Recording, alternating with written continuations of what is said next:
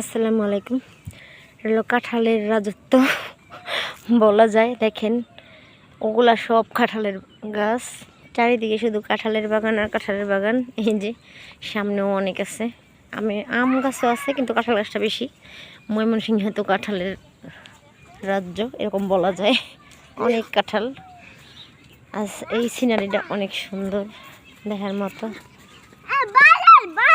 একটা গরু বাইধা রাখছে, এখানেও একটা গরু আছে। ধান লইতেছে দেখেন।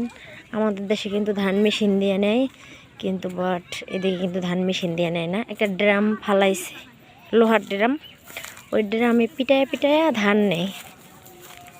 দেখেন এই ড্রামে পিটায় পিটায় সব ধান নিব। কত সুন্দর। আমাদের দেশে কিন্তু মেশিন দিয়ে ধান নেয়, এরকমভাবে পিটায় পিটায় নেয় না। ওই যে ধান ক্ষেতের সামনে সব